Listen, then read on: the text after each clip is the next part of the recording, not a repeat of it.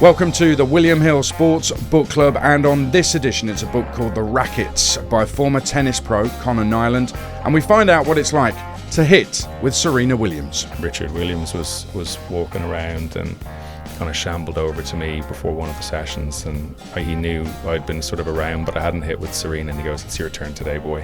What it's like to play Novak Djokovic at the US Open when you have food poisoning. And my phone starts to go bananas, and I picked up my phone and looked, and it just said Djokovic, all these messages, Djokovic, crying, laughing face, Djokovic, smiley face, yeah, skull, just like you're dead. And what it's like to see a Wimbledon centre court date with Roger Federer slip through your fingers and disappear. It was really tough to take that one. I was exhausted at the end of that match, just emotionally. It was to play Roger Federer on centre court, and I think the fact that would have been the round 2 prize. Yeah. And I think, and of course, you got 100% record against Federer. Yeah, that would have been routine, you know. And what it's like to not only be a full-time tennis professional trying to make it in the Nadal, Federer, Djokovic era, but what it's like when you constantly feel you're on the outside of the big time. The greatest Irish tennis player of the Open era, Conor Niland, is our special guest today as we discuss his extremely readable book, The Racket, on tour with tennis's golden generation and the other 99%.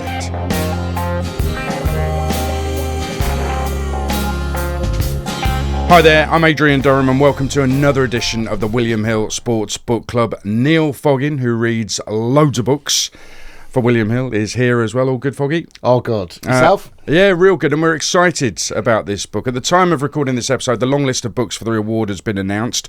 On that long list is The Racket by Conor Niland, who's with us in the studio. It is good to meet you. How are you, Conor? Very well, guys. Great to be here.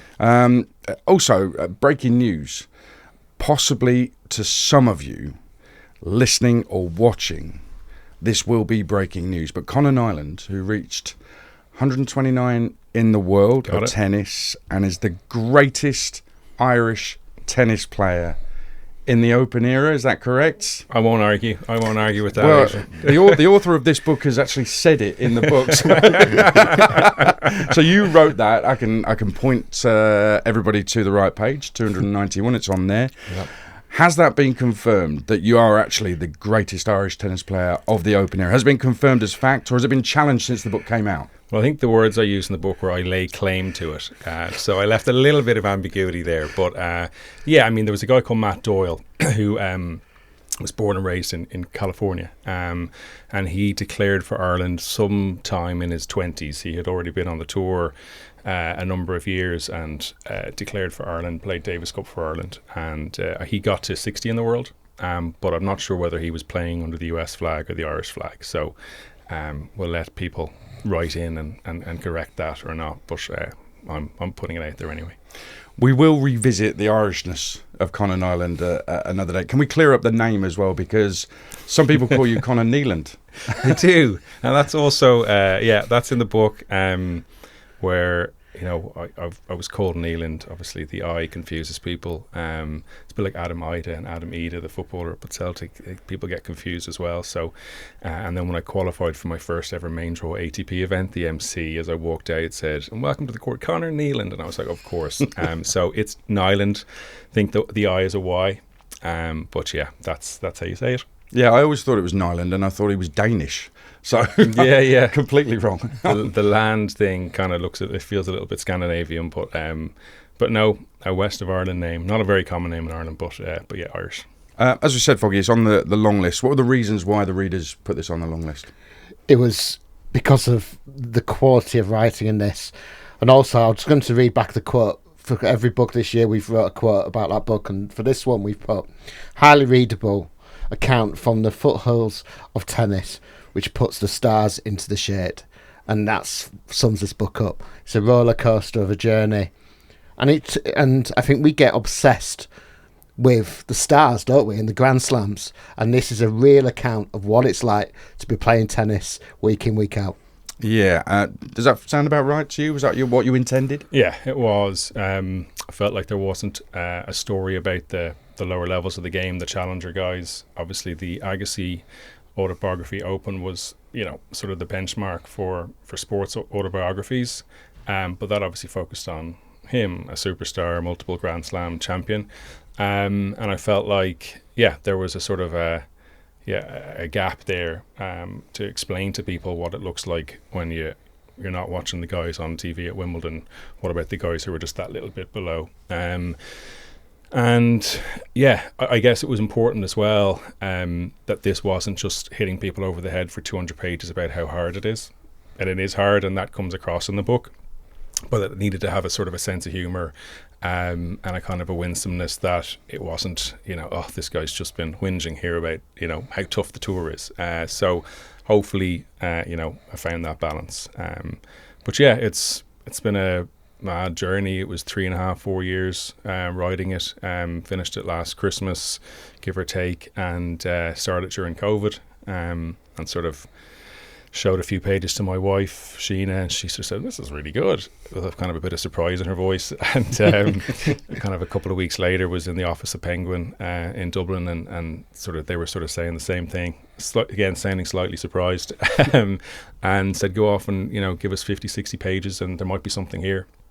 And I'd studied English literature in Berkeley and always enjoyed writing and reading, and obviously I think that comes across in the book.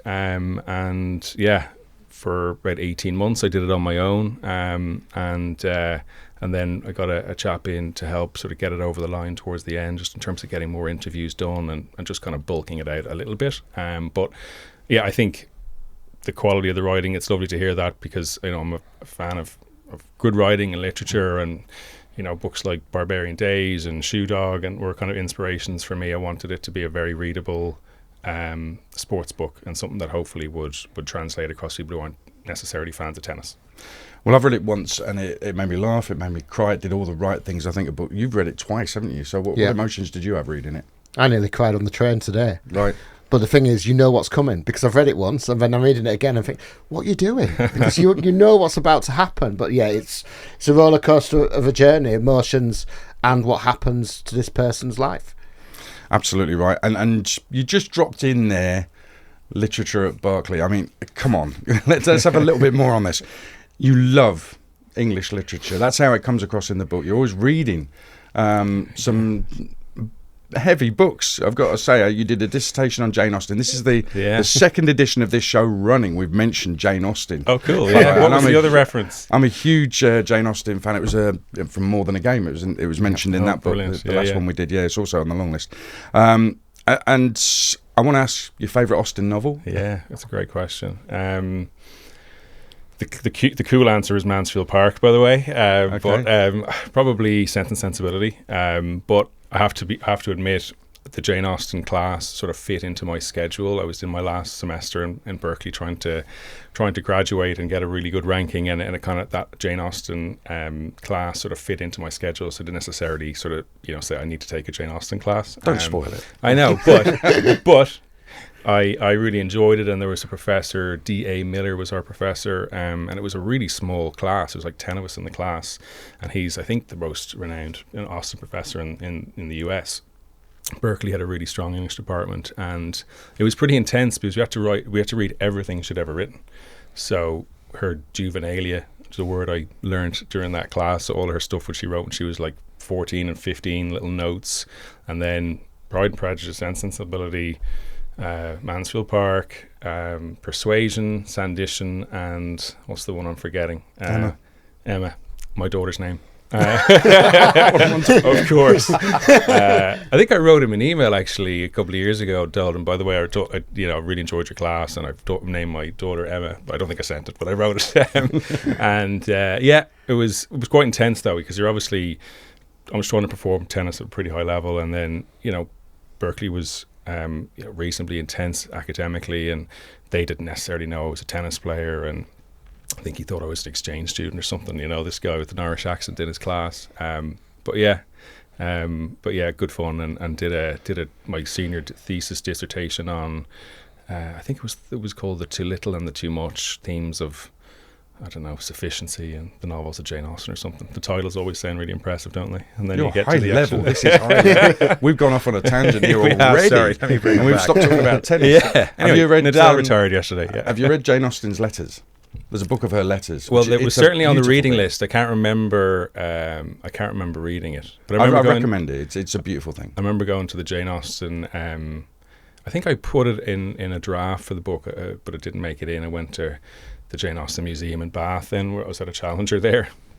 I think I was the only player playing the Challenger who rocked up at the Jane Austen Museum, and walked around. And there was a lady who kind of gave the tour, and she was talking like from the Jane Austen sort of narrative voice. It was kind of weird, but yeah, no, fan of Jane Austen for sure. So are you still reading literature, proper literature?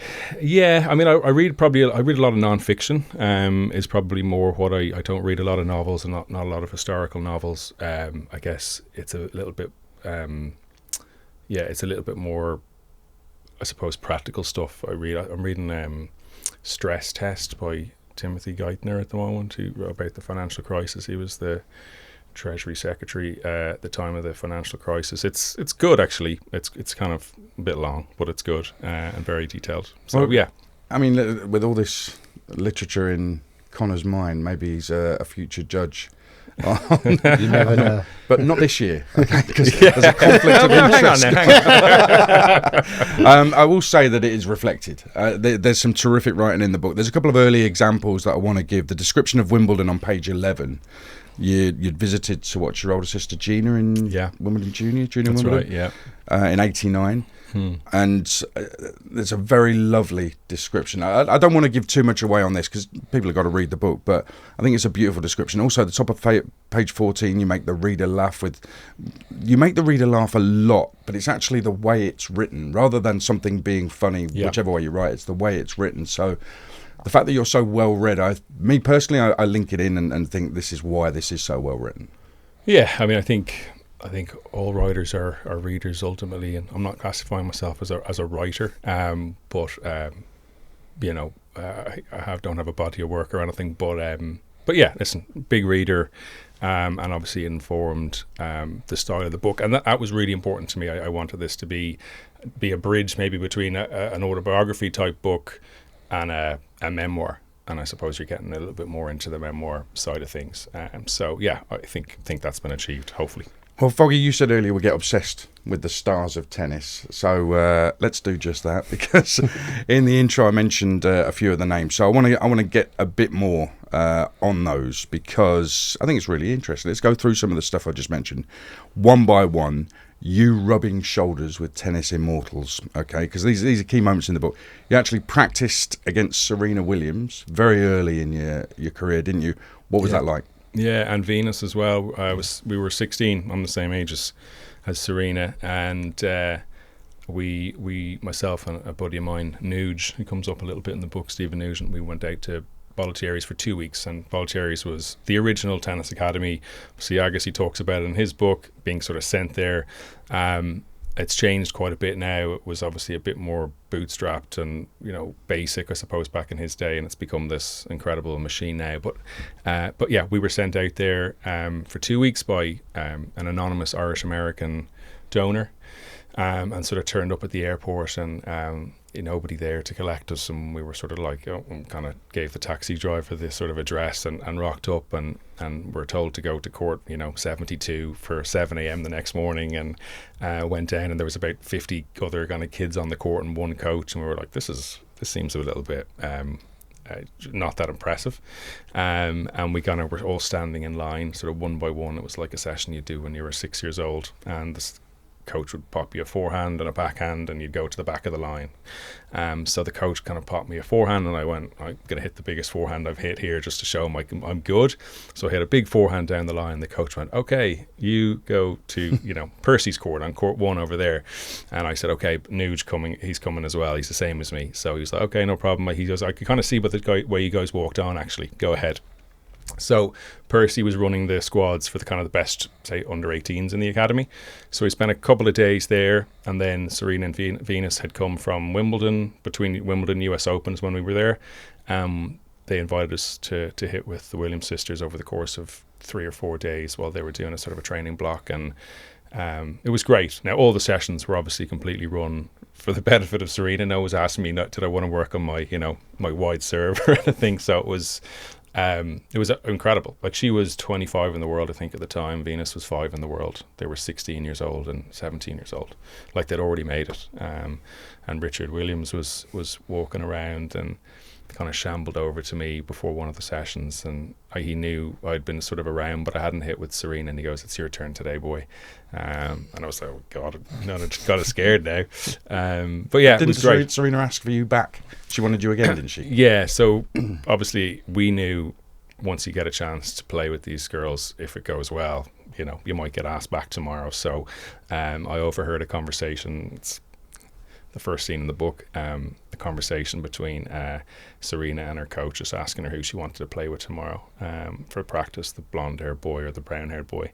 And Nuge had, coloured his hair that year blonde, so I knew I'd been given the nod when she said the brown-haired boy. So, we practiced with them. Peter Korda, who was 2 in the world, was there, trained with him. Andy Roddick, who was 15 years old and kind of just a very good American junior, but not Andy Roddick. Practiced with him. So in those 2 weeks, I sort of brushed shoulders with the very, very top of the game. And then at the end of the 2 weeks, they called me and Nuge into this sort of shaded area beside the court and said, would you be interested in coming back in September, to the academy full time? And for some reason, we just didn't. We went home, and I went back to boarding school in England, and only in hindsight and nearly writing the book did I kind of went, oh my God, why didn't I just stay? It's so much easier, right? So yeah. Well, Foggy, you talked about crying, and that was one of the moments where I was nearly in tears. Yeah. Why have you said that? We'll get onto that a little bit later on. Tears of frustration more than anything. Yeah, no, absolutely. It's and there's a few of those moments in the book, actually. It does tug at the heart. There's forks in the road, but it's very, hindsight is obviously, it's very easy to look back and say he should have done that. But at the time, it was 1998. It was certainly pre-smartphone. Pretending my parents sending me to Florida to be a pro tennis player was, would have been considered a little bit excessive probably. We just went for the safer option. Back to the stars. So Serena, Venus, you actually beat Roger Federer, didn't you? Yeah. So can I just for those who have just fallen off the chairs, 129 in the world was your top ranking. That was my highest. Beat Roger Federer. Yeah, we played each other. We were 12, unfortunately. You didn't have to say that. Yeah, it was going to come out in the wash. Played an event called the Winter Cup, which is kind of the European junior team competition, under 14, and played Switzerland. First match, I played this lad called Jun Kato, the Swiss number 1, and he beat me comfortably, 6-2, 6-1. He was a year and a half older than me, but comprehensively beaten, and the coaches then organised a reverse match, and I played this lad with sort of black hair, curtains, nice flowing one-handed backhand, all Nike clothes, and managed to beat him without knowing quite what I was doing. And a couple of years later, found these notes in my room, which, at the top, C. Niland, our Federer, and my coach at the time, a guy called Jim Watt, had taken what's called charting a match in tennis. So you write down how many unforced errors you made and whatnot. So found that, and then about a year after that was at Wimbledon, junior Wimbledon,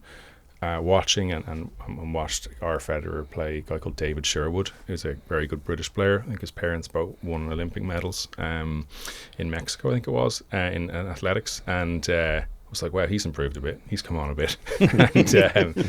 and then, obviously he was hard to miss for the next 20 years. Incredible.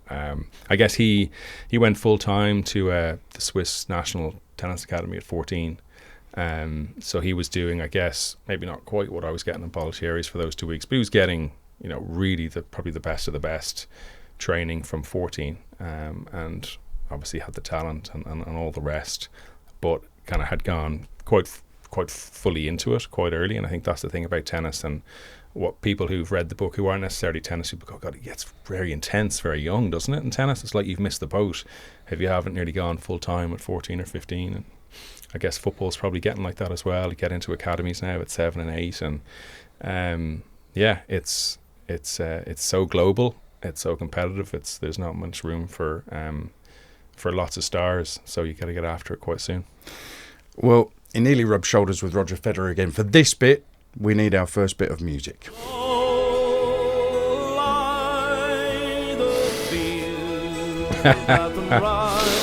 Beautiful. I'm really going to go out and play tennis now. After hearing that. So can you explain what this music is, please, for those that don't know? Yeah, that. It sounds like it was written about 200 years ago. It was actually written in the 80s, I think, called The Fields of Athenry. Athenry is a place in Galway, where my grandfather is actually not far from there, or born not far from there. And I was playing in the first round of Wimbledon in 2011 against a guy called Adrian Durham from France, and spoiler alert, was up in the match 4-1 in the fifth set. You were? I was, yeah. Double break, so that means 4-1 and serving on grass. So you're virtually in round two. I don't know what the stats are, the XG on that or whatever, but I'm just supposed to get it done from 4-1 double break. And huge, court 17 is not a huge court, but there was a big Irish crowd, big Irish contingent there, and they kind of thought I'd gotten the job done, and the Fields of Athenry started to be sung around the stadium, and I won't blame it entirely on that, but it sort of distracted a little bit, and it felt like the crowd felt like the job was done, and I went to serve and all of a sudden was down love 30 in the game and lost my serve 4-2. Mannarino held 4-3, and all of a sudden I felt the momentum had gone, even though I was up and winning still 4-3 in the fifth. It felt like I was losing, and about 6 minutes later I'd lost, so I went from 4-1 up in the fifth to 6-4 in the blink of an eye. And so every time I hear that song I don't cry, because I'm not crying right now and I've just heard it, but yeah, so it was one of those things that it maybe wasn't the right song, but ultimately it's not the reason I lost. I got a little bit tight, obviously. You talk about not being patient enough, and that's the reason why. But you also mention, and we're not going to dwell on this because it's clearly a big moment, and I think people reading the book will understand just how much that moment meant to you. But you do write in the book that you think about that every day. Is that still the case, that you think about that game every day? Yeah, certainly for many years after. I think writing the book has been, probably cathartic in some ways, and I don't know if I quite do every day now, but it's certainly, I'm talking about the book quite a bit at the moment, so it probably comes up most days. And yeah, no, it was really tough to take that one. I was exhausted at the end of that match, just emotionally. It was to play Roger Federer on centre court, and I think the fact that would have been the round two prize. Yeah. And of course you got 100% record against Federer. Yeah, that would have been routine, and I think the fact that I was 29 at the time, if I'd been playing that match when I was 20, 21, I said, I'll have 10 more Wimbledons, whereas I kind of knew in my heart of hearts this was probably my one shot. But I did get a chance to play US Open and play on a big court a few months later, which I definitely helped. Like, if that had been my last hurrah at a Grand Slam, I think it would have been even more haunting. So yeah, but as somebody said, it's made for a more interesting chapter in the book. Yeah, without a doubt. And just to close this section up on the US Open one. So you got to the first round of Wimbledon, that happened. Yeah.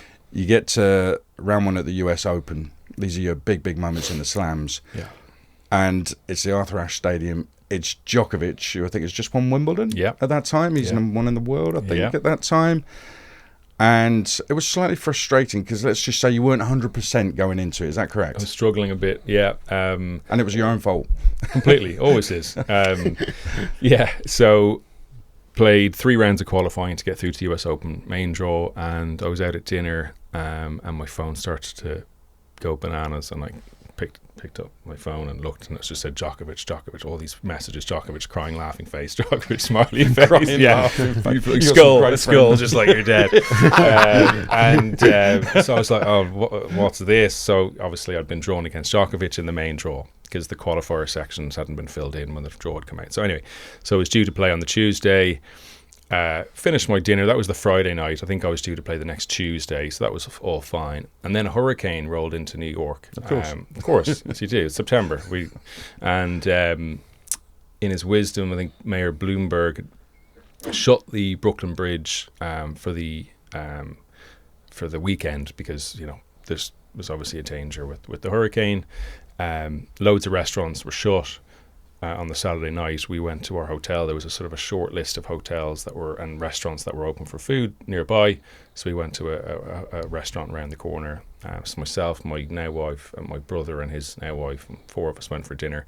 And I had a meal, came back to the room, went to sleep, and woke up at about 1 a.m. and was rather ill. This was the Saturday, and was just sick all night. And just couldn't believe it really. For the next 2 days was just kind of scratching my head and figuring it all out. And in fairness, Andy Murray sent over his doctor to my hotel. I think Andy wanted me to try and soften up Djokovic, so wanted me to be prime for him, in the first round. In fairness, that was really, really cool of him. So sent over his doctor who gave me some electrolytes and said best of luck, mate. Basically, there's probably nothing I can do for you, but went out and played Novak with really, really ill, and Matt lasted about 45 minutes or 3/4 of a bottle of beer, as my brother said, watching at home on TV. So I was able to obviously get that experience, but I kind of didn't enjoy the lead up, and that was really disappointing. So I had these two very, very weird, very different experiences of Grand Slam tennis, but very unique. It's always drama with me, apparently. So, I don't know, one of those things. Seems that way. We're with former tennis pro Conor Niland talking about his book, The Racket, on the William Hill Sports Book Club. Get down on it. Get down on it. Get down on it. Get down on it. Come on in. Get down on it. Get down on it. Get down on it. Get down on it. How you gonna do it if you really don't wanna dance? By standing on the wall. Get your back up off the wall. Tell me, how you gonna do it if you really So, don't wanna Kool and the Gang, get down on it. Get some mention in Conor Niland's book, The Racket. Had to wedge it in somehow. Yeah. So it's this was one of your early coaches. Played this a lot on a bus of tournaments. Is that right? Philly T, Phil Thomas. So I'd gone to Millfield, a boarding school in England, at 16, and Phil was one of the coaches, and he was about 21 at the time. So he really kind of took me under his wing. We were kind of buddies and mates, and he'd get the tunes going in the bus to the matches, and his brother was a DJ actually, and it was the first time I'd heard that song, and he'd always play it in the bus, and we'd just all be going, yeah, I won't sing it, but it's a hell of a lot better than Phil's Rat and Rye. Was it the song for your first dance at the wedding? No, it wasn't. It should have been. But yeah, that was the Universal, I think, by Blur was our first. Was it really? Dance. Yeah. You had a Blur song? Wow. Yeah, a nice song though. But brilliant. Yeah, so Kool and the Gang, get down on it. So it was nice to get a mention. There's a couple of music references in the book. There's one I'm in a Challenger in Salzburg at the end of the year, and the DJ's playing Kesha, We Are Who We Are, very loudly. And it's funny, I actually had this longer piece written about that because the lyrics in that song are our body's going numb, and I had been getting these like numbing injections in my hip with cortisone because I had these hip injuries, and I'd done this whole thing on it, and they were like, yeah, copyright, we can't really use lyrics, so you'll just have to put in the title. I'm like, oh no. but yeah, so a couple of references in there. Can we talk about your parents? Absolutely. So yes. Top of page 29, there's a line that says, my parents, especially Dad, were furious at my not making the most of the opportunity, telling me that I had let them down. This is you being sent to Millfield, a boarding school, which obviously brilliant tennis coaching set up there. Yeah. And I read it, and I was quite surprised. I was quite shocked at how detailed that was, and I mean that's a big thing to say about your parents early in the book as well. So I was left thinking, does this guy actually like his parents? And clearly by the end, yes, you do. But that's a big thing. So what caused you to write something so strong? Yeah.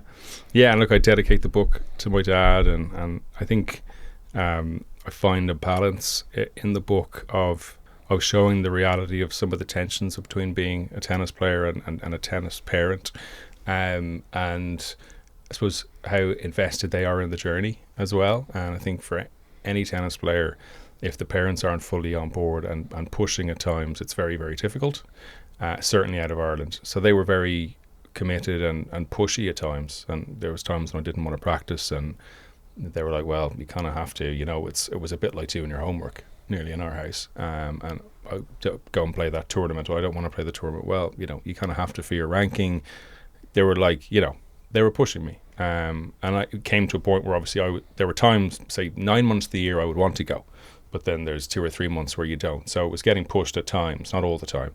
And they didn't mess around, as I say in the book. Like, they were, good people, but they were ambitious for me and serious. And there was sometimes rows and tensions, like there are in every family. And for us, it was often centered around tennis. I had to be honest, and show that it isn't all sunshine and roses. And I want to play tennis 4 hours a day. Like, ultimately, to be a tennis player, that's what you need to do. So everyone needs to get pushed. Now, ideally, it would be getting pushed by a coach, but coaches, in my opinion, come and go when you're a tennis player. You'll often have a coach for 2 or 3 years. There's very few tennis players who have a coach from the age of 7 to the age of 37. So ultimately, who's there for you, and who's the one who's kind of pushing you? It's your parents. So it's a tension that I think I was honest, at times in the book when I felt that there was tension there, and hopefully was able to show the love that's there as well through the book. But you do it in a funny way as well. There's a real laugh out loud moment, I think, referring to your parents, where you say that your parents, I think it's your dad, says to you, Conor, have you never heard of body language? And you say, well, I'm 12, and no, I haven't heard of it, actually. Yeah, exactly. Correct. Yeah, I just played a final of an event. I just hadn't really shown up, and obviously the shoulders had gone down in the car. And talk about the car, for a tennis player and probably for footballers and all that as well, in the car with your dad or in the car with your mum. You can't get away, and they're not happy with how you performed, and it's not a nice place to be. And yeah, he was like, body language, have you never heard of it? I was like, yeah, obviously, as you say in the book. I was like, no, I haven't, mate. So yeah, all that stuff. So I was quite a sophisticated operator, I suppose, by the time I was 13 or 14 in terms of sport and that, because that was the sort of conversations I was having from a pretty young age. So yeah. And I think as well, see, I was left kind of confused by it, but it felt like that was the intention, really. Let me explain what I mean. You end chapter 1 by saying that aged 8 you dreamed of winning Wimbledon, but by age 13 that felt far-fetched, and I'm nearly in tears there, thinking there's a 13-year-old boy whose dreams are already shattered, and I'm like, wow, that doesn't feel right at all. And it read to me like a book about regrets, about decisions that you made as well, off the back of that, things that you did or didn't know. For example, your tennis score reports, could try harder, it says. That's down to you. You also, in your own words, ghosted Nick Bollettieri when invited back. You've mentioned this already. That absolutely stunned me, that. I'm thinking, wow, this is world-class coaching, and you've said no. Page 71, quote, I was finally doing the 4 hours of tennis a day I should have been doing years earlier. Well, why the hell weren't you? Going to Berkeley on a scholarship, when in your own words, quote, college tennis doesn't prioritise player development. And you get a new coach, the South African, whose name escapes me. David Nine. Yes, that's it. And he gave you some advice about how to coach, how to train. Yeah. But when I'm reading through the advice, like hit the ball hard, be unbelievably fit, I'm like, isn't this basic stuff, you know? So do you look back and think, that there's elements there where you're looking at your parents and how pushy they were, but also you're looking at yourself thinking, God, I made some bad decisions. Yeah, and I was a little bit 1 foot in, 1 foot out at times. And I think going back to that tournament when I was 13 or 14, watching the best players in Europe and coming back on, I'm not going to be a great of tennis here, hopefully I can be a professional. But yeah, I guess over the course of 10 or 15 years, from the age of 7 to 21, 22, you're figuring it out all the time, your place in the world. And I don't think, other than a Rafael Nadal, who knows at 11 or 12 he's really going places, everyone else is sort of like, am I going to be a tennis player? Am I good in academics? And so I was never, as talk about, never fully invested in being a pro above all else. I was still doing school and obviously went to university, so it was always sort of, I would like to play Wimbledon, but I'm going to kind of keep my options open, and not always the most committed. You know, at 14, 15, 16, that's a funny time for a player, and a lot of players just stop completely. So I was sort of going to Millfield, bit of a halfway house, but you know, at times thinking, oh, I'm not even going to be a tennis player, so I'll just won't do my 4 hours a day. So none of the environments I was in were conducive to 4 hours a day. Was the other issue. Like obviously when I went to Millfield, full class schedule, you know, I could do 2.5 hours a day, but wasn't going to be able to do what they do in Bolletieres, which is 6:30 in the morning to 8:30, train, breakfast, school till 1, and then, you know, 2 to 5 back on the court, you know, dinner, bed. So when I was at school, it was a little bit different. It wasn't quite set up for pro players. It was set up for players who were good at tennis, but not necessarily wanting to be winning Wimbledon. So I think this is, Foggy, where we get a lot of emotions stir here, because you can see a young boy who's upset. His dream is kind of dying, but he's still going to be a professional tennis player. It's that kind of weighing up what's going to happen to this kid, and you almost feel sorry for this kid when you're reading it. You certainly do. You certainly do, and it's we've seen this in a few books. There was a book last year, The Dream Factory, I think it's called, and it must be heartbreaking that you were told at 14 that in this book, the football book, for 14, 16 years old, these kids are told you're not going to make it. That's it, you're done. And you think, but from 7 years old, that's all they know. And it's like this. You dream of playing at Wimbledon, winning Wimbledon, and then to be told you're not that good.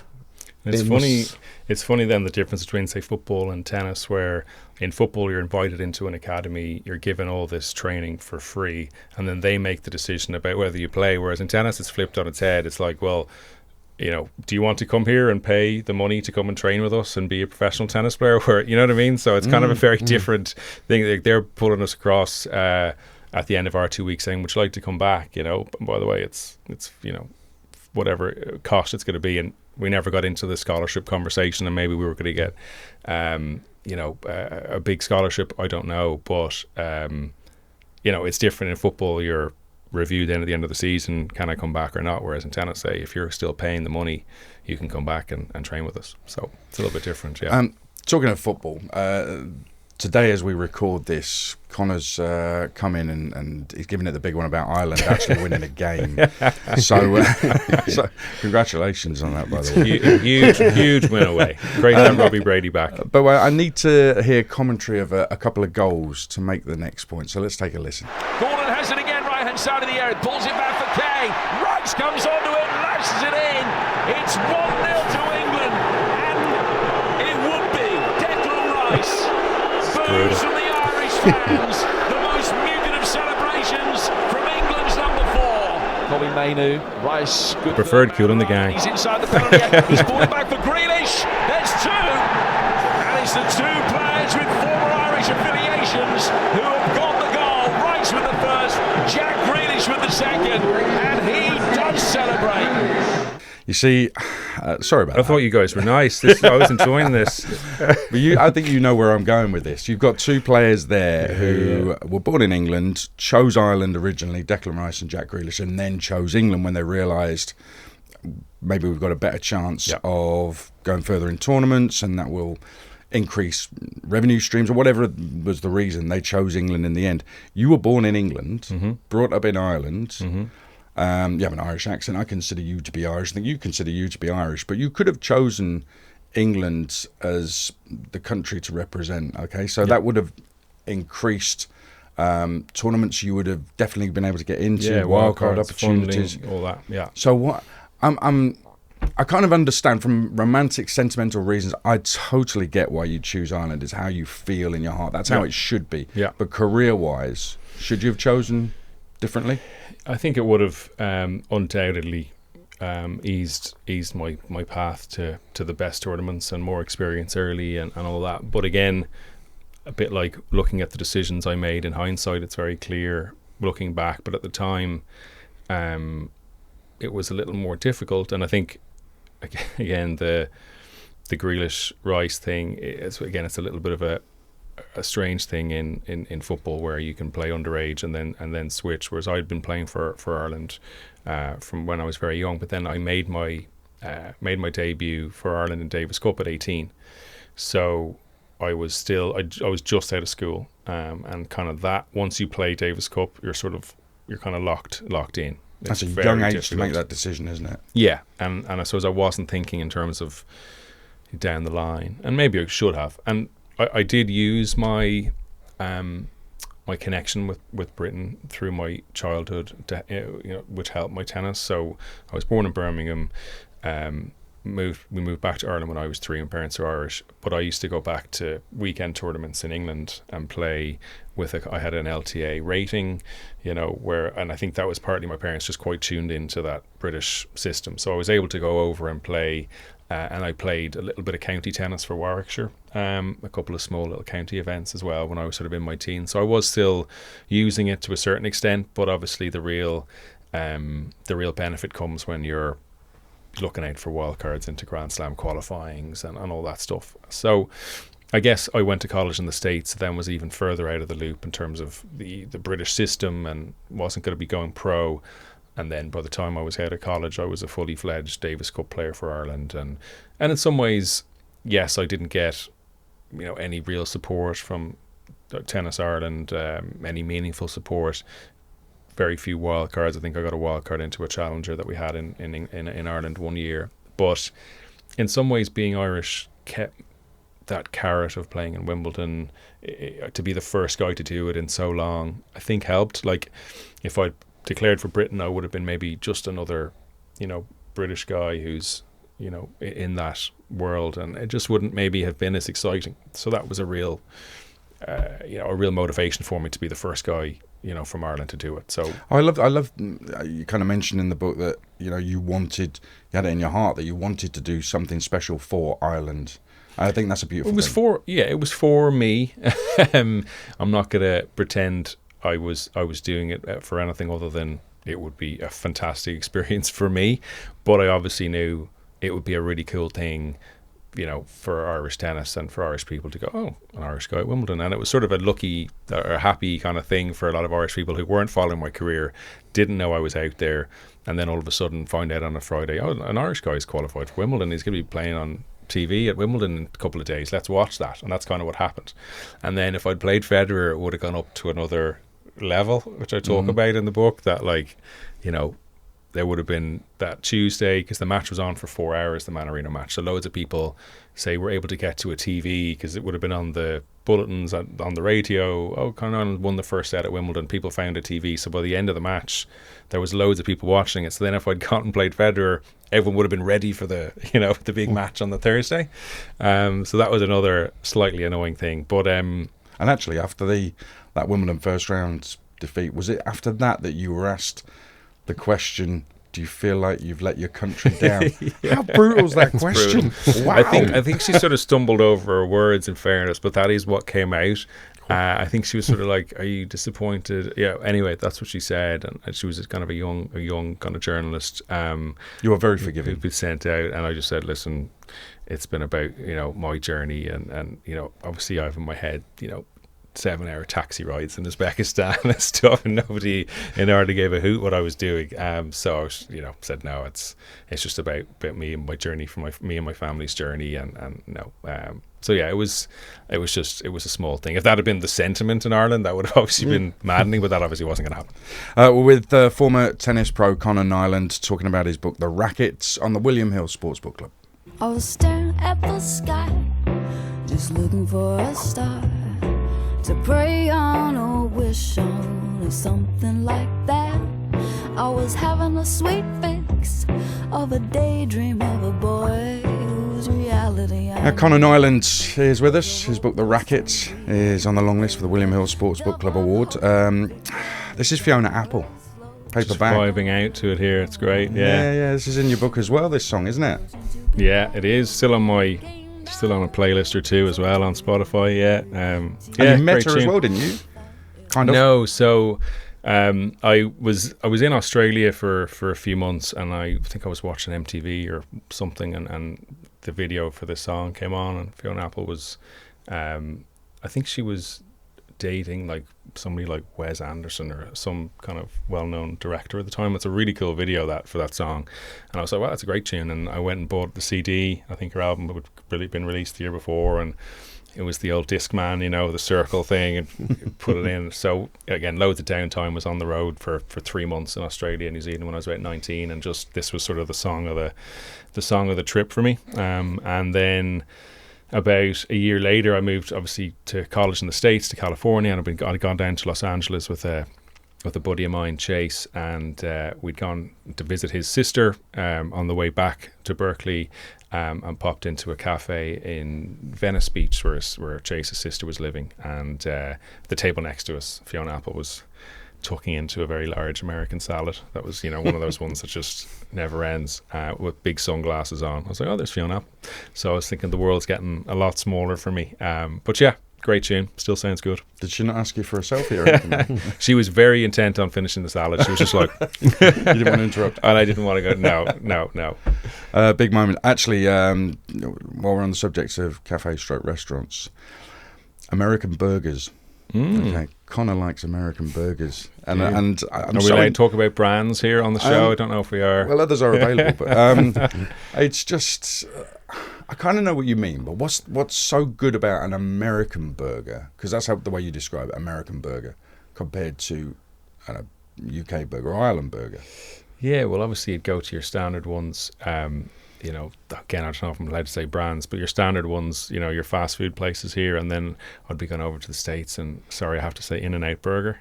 It's like so good. It's just so the brioche bowl and bun, and so juicy they are. Just class. And the Carl's Jr., they were massive yolks.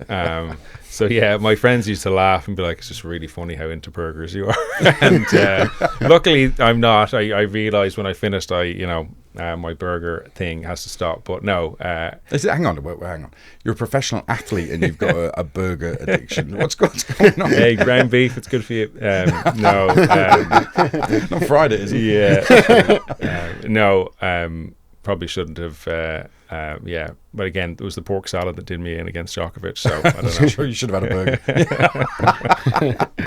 burger. You mentioned very briefly before about some of the difficult aspects of the way you were going about your career and how tough it was, and nobody really kind of knew it.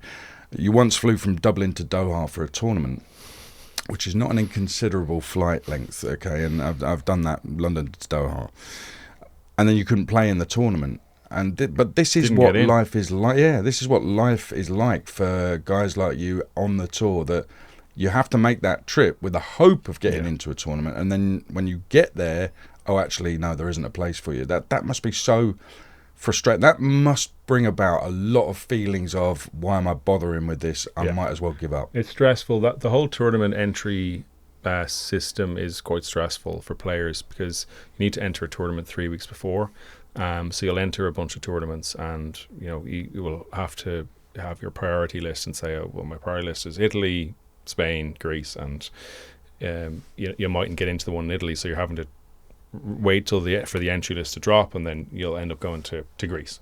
So that's to get into the main draw. But then for qualifying rounds, there's no prior entry, so it's literally who signs up the night before qualifying starts, and you never know who's going to turn up alongside you. So it happened to me early in my career. I'd go to futures qualifying rounds, occasionally not get in, and you just got to take it on the chin. And then the one you're referring to was, I'd played Wimbledon US Open 2011 and went down to Doha January 2012.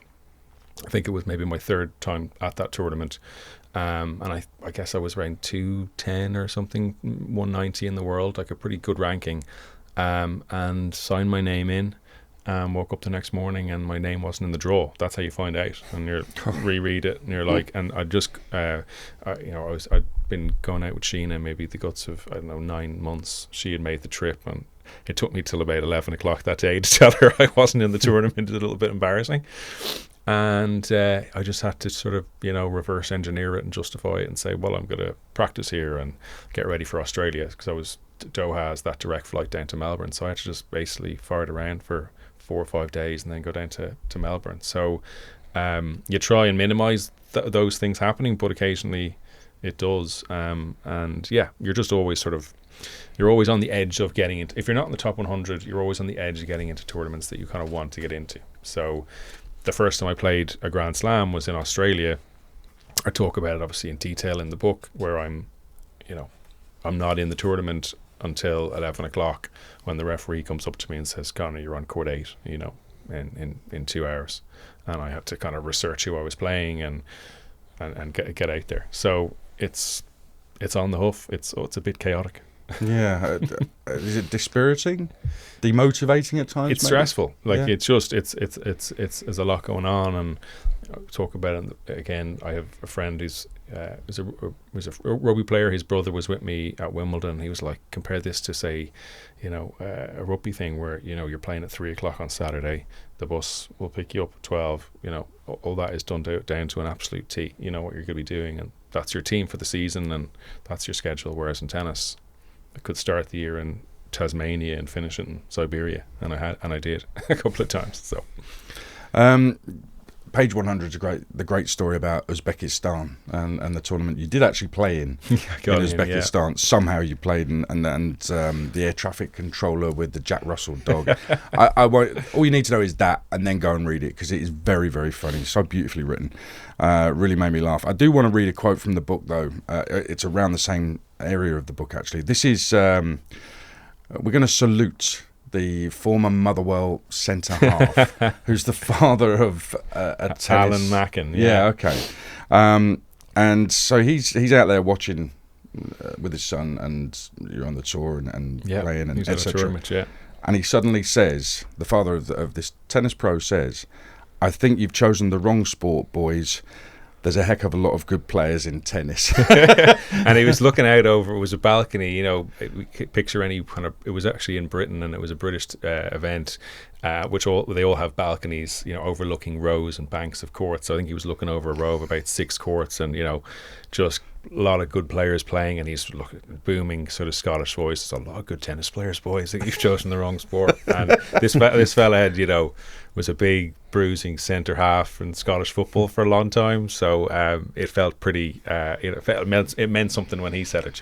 Yeah, I bet. Yeah. There's a lot of humour in the book, and that's a beautiful thing. There is a brutal side to it, and again, we're talking about tears here, Foggy, and there's plenty of them. This bit actually in the story stirred my emotions. Anyway, you tell the story of a teenage newcomer, Grigor Dimitrov, who at one tournament early in his career befriends you. He rings your hotel room and let's get together and all that. By the time he's top 20 in the world, he's blanking you. Honestly, I mean, I felt so sad for you at that point. It just shouldn't happen. That's maybe I'm being harsh on him, but yeah, wow. Listen, I think in the context of it. So yeah, I was at a tournament. It was in my kind of late 20s, and Dimitrov had just won a couple of Grand Slams, and I think his coach wasn't arriving for a couple of days. So I think he saw I was traveling on my own. So he rang my hotel and was like, "Hey man, do you want to go get some dinner? Practice tomorrow." Again, and I talk about it later, that it's very impressive from Dimitrov, really, to be sort of ambitious enough and outgoing enough to go and call a kind of an older player and just kind of get what he needs over the next couple of days while he waits for his coach. It probably would have been easy for him just to just shut down and have dinner on my own and sort of mooch around for a couple of days till the coach arrives. But he actually went and got out there and made the effort. So yeah, we had dinner, we practiced together a few times. I think we went the following week. The coach was still there, but we practiced again together. So I kind of knew him to see. Now, obviously our paths crossed as less and less as his ranking went the right way and mine sort of stalled, and the challenger level, and bumped into him maybe a year after, and met his coach. It was the late Peter McNamara, and had a little chat. How you doing? I see the ranking is sort of still the challenger level. He had already kind of moved on, and then I would see him then say at the Grand Slams, and he kind of just would be doing his own thing. So in some ways, I think players, once they get to the very top, they're their sole focus in the Challengers is to get out. That's everybody's sole focus. They're not there to make friends. They're there to get points, move on, fulfill what they wanted out of their entire career, which is to be at the biggest tournament. So I think seeing me, I'm a kind of a reminder of where he didn't want to be, you know, and just, you know, I want to keep kicking on here. So yeah, he had moved on. Oh, it's brutal. How brutal was that? There isn't a culture in tennis, unfortunately, of sort of camaraderie and brotherhood, if that's too highfalutin. Although I will highlight, unless you played each other 60 times, like Nadal and Federer, they have a bond, of course, right? And there's that mutual respect, and they've done so much. But there isn't a bond between a guy 20 in the world and 140 in the world. If you see someone at breakfast in a hotel halfway across the world and he's in a tennis tracksuit and so are you, we're still not talking to each other, you know. Whereas it should be, oh, how you doing? Where are you from? You know, it's you need to earn respect and play guys and build it up, and respect is slow coming and friendship is slow coming on the tour. Although 4 months after food poisoning gate, Djokovic asked if you'd recovered. How good's that? Yeah, exactly. Yeah, so I walked into the locker room in Australia and he looked up and was like, oh, hey man, I hope you've recovered. I'm like, had you? Recovered like 2 days later, you know. Did you not look him in the eye and say, you got lucky? Yeah. If I'd have been fully fit. Benny's worried I'm looking fitter now.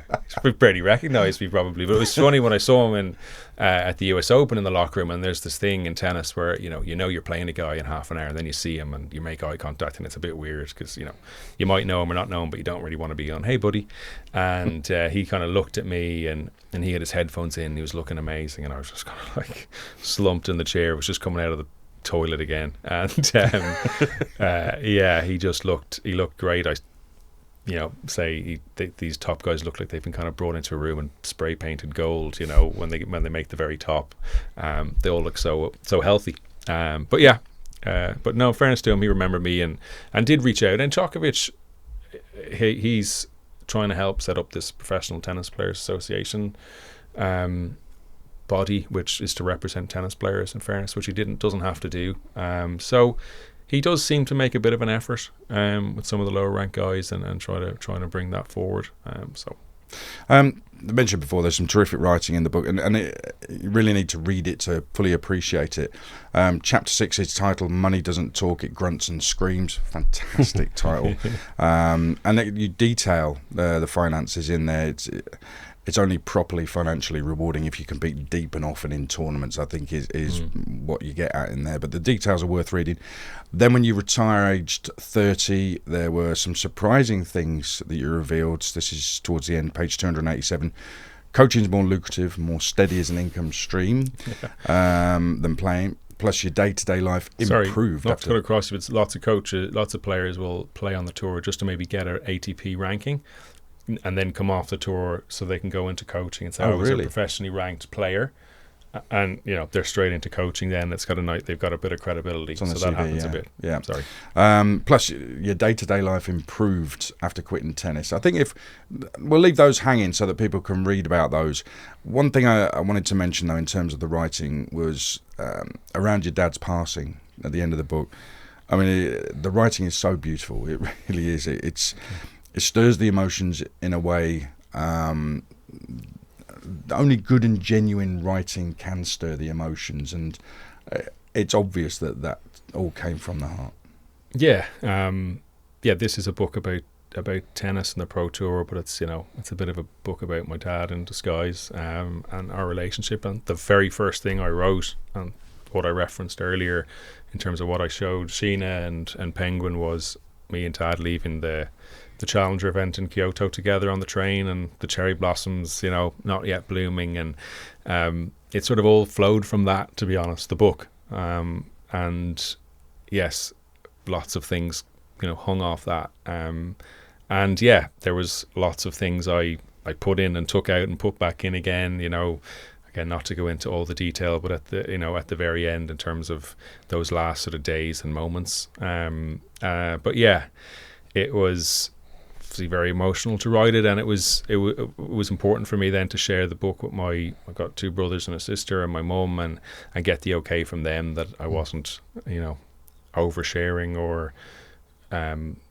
showing anybody in a bad light, while still having the honesty there of what we all felt. So luckily I got, after some light editing, sent the book around and got their blessing. Oh, that's beautiful. And I take it this is what made you cry on the train nearly, yeah? It did. Because it starts with family at the very beginning, and then it ends with family. I mean, in the middle is a bit of tennis. But that's the beauty of this book, and that it did get me. And as I said, I've read this twice now and knew it was coming, but it's still it's a beautiful experience, those few pages.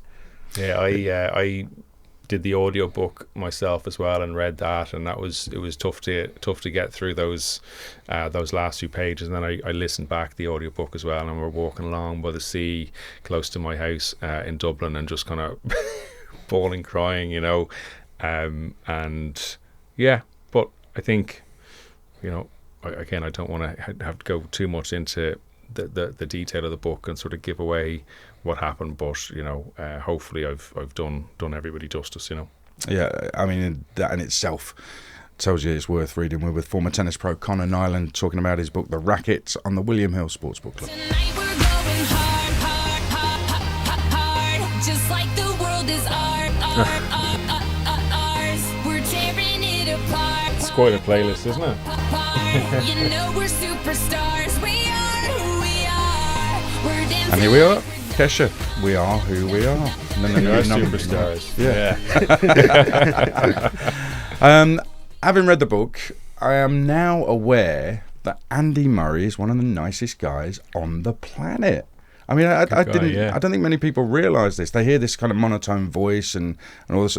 How can someone who's been that successful in such a brutal sport be that nice? Yeah, he's very normal. He's he keeps it real. He hasn't changed. Even his accent, everything is, how he kind of, I feel like he was at 17, 18. I don't know Andy really well, post playing. Obviously there's the we're not mates or anything, but he was always really good to me and invited me over to train with him in London a couple of times, and talked about, helped me out with the when I was sick.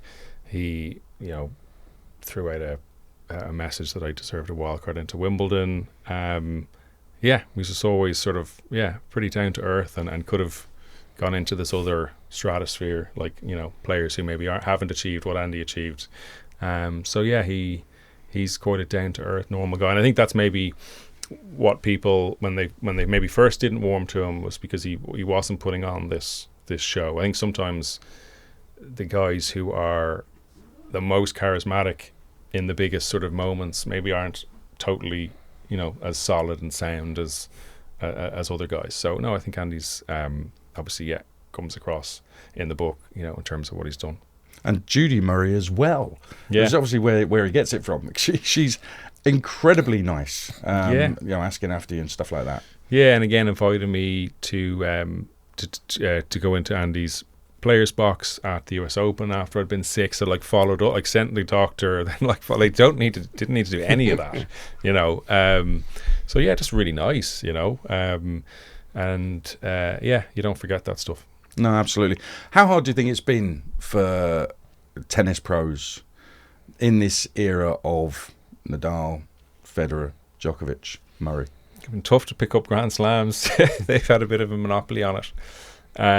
It's been a great era. I think tennis is in a kind of a strange place post. I don't know if Sampras ever really filled the gap between, you had the tail end of McEnroe, and then into Becker and Edberg, which was good, and then obviously Agassi. But Agassi sort of came into our lives a bit and kind of went away and came back again nearly, and then came back with the book. So I think we sometimes maybe overestimate.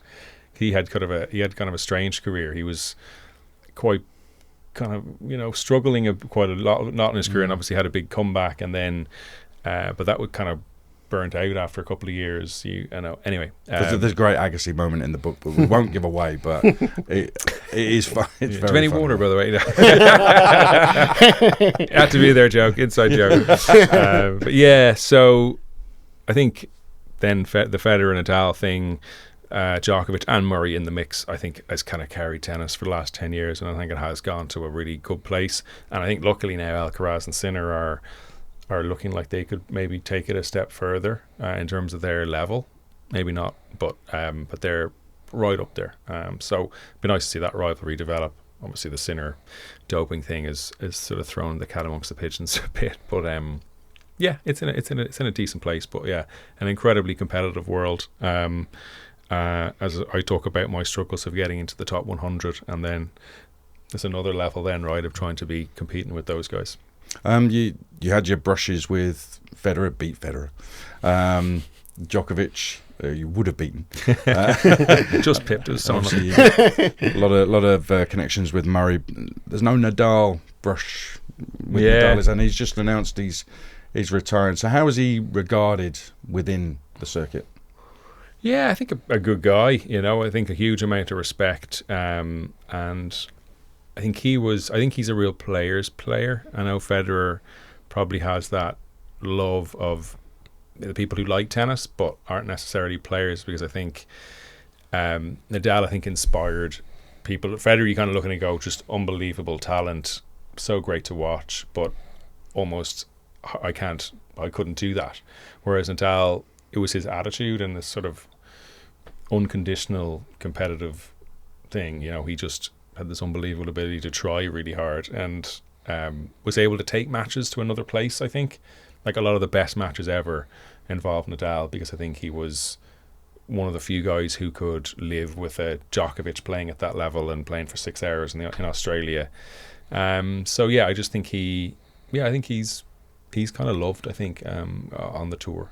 Was it not with Nadal that it could be one love in the first set and he looked shattered, and then 4 hours later he's still pulling it out the back, going, yeah, exceptional.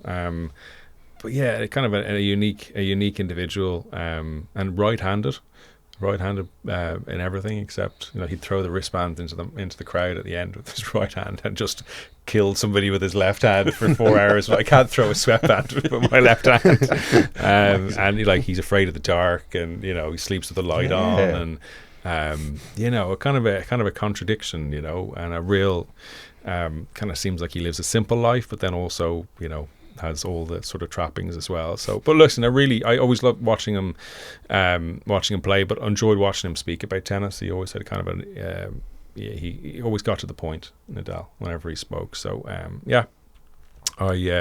I think he's gotten a good run to 38. He's obviously been in and out a little bit the last year, but sad to see him go. I think you'd have beaten him. I've never got. I just got this feeling. I played last round of qualifying in Queens. The year I played Wimbledon, I think I would have played him first round. So it was, again, another near miss for me. That'd have been the sliding doors moment for him, I think. He's lucky. There's a deep thing about you've got this feeling. I've had it myself, by the way. This feeling of being peripheral. You are in it, but it's almost like you're looking on at somebody else who's in the middle of it. It's hard to explain to people who don't get it. I totally get it, by the way. But I find it deeply upsetting that people feel this way, because you have achieved. There's no doubt about it. To be 129, people can look at it and say 129.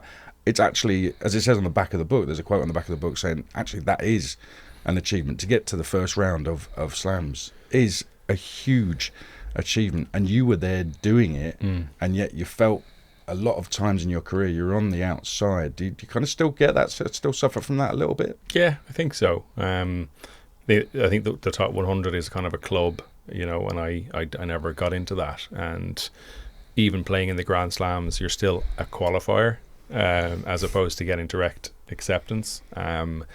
So yeah, I think the best parts of the book are probably you're a fly on the wall, and you're seeing it from my perspective, this sort of half in, I'm kind of 1 foot in, 1 foot out in this world, and I think that's what maybe gives the book the nice perspective that it has.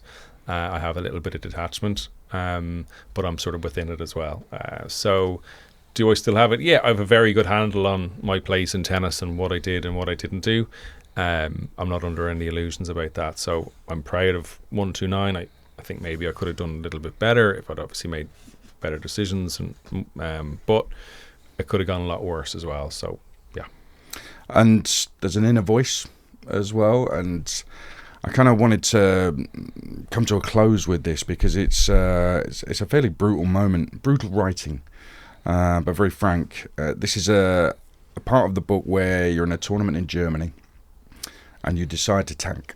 You decide to lose, basically. You said, I bailed out of points after 3 shots, hit double faults while sneering at myself and my life choices. My inner voice had never sounded so loud nor so negative.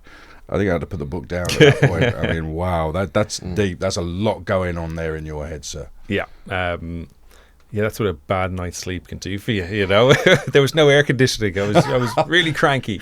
No, I'd been traveling on the road and was playing yet another futures event in Kassel in Germany, and I didn't wake up that morning, have breakfast and go, I'm not going to try today. But it snuck up on me fairly quickly. So after a couple of games, I was like, you know, what am I doing here? And yeah, it's more common than you think. It probably comes in short bursts for tennis players. You know, they might tank a set after they lose a tough tiebreaker and get a bad call or something, and you see lots of 7-6-6 loves in tennis. Not necessarily an outright tank, but for me, just didn't want to be there. And there's tanking, and then there's just being mentally fried and just not wanting to be there. And I think that they're usually quite connected. So it wasn't like I had a flight booked to a party in Ibiza or something. So I decided to tank. Unfortunately, yeah. It was just, pull the ripcord. I'm out of here. It is. Listen, there's a lot of emotions going on when you're reading the book. It's a truly funny book. The chat with jockey Ruby Walsh towards the end is hilarious. Again, we won't give it away here. It's well worth reading. So I'll Still say, looks at me funny, Ruby, whenever I bet, see it. Extraordinary. Congratulations on the book. Thanks I mean, a million. it's an achievement, and the career as well. It's an achievement, and I think that relating to everybody just how hard it is. Yeah. If I'm disrespectful, I apologise. Journeyman pro, I don't know, Yeah. 129 in the world. For me, it's a big achievement. No, a lot of what's been great is like mates of mine who weren't tennis players have said to me, I obviously knew you really well and knew exactly what you were doing, but I kind of had no idea. It's not the type of thing you can kind of explain over a coffee or even in a podcast. You can't quite get to the heart of it in a way a book can, and that's why we love reading books, and you can get a little bit deeper, and you have time to really tease stuff out in people's emotions, and that's why books are still valuable. They're not just being taken over by short bursts. You can spend time with this and really get what it feels like and live in it and with me. So hopefully it's not, again, finding that balance between it's raw, it's tough, but it's at times funny and lighter moments. We're glad that books are still alive. Aren't we? We certainly are. We are. Conor, thank you very much. Thanks a million. What's the inner voice said during this show? I don't know, I've been waiting for the tunes, so I'm trying to keep my head clear. It's been good. Listen, let me tell you that previous William Hill Sports Book Club shows are available in audio form as podcasts from where you get your podcasts, also available from the talkSPORT app. Just head to the Outspoken section, scroll down, you'll find them all in there. Those shows are about the following books.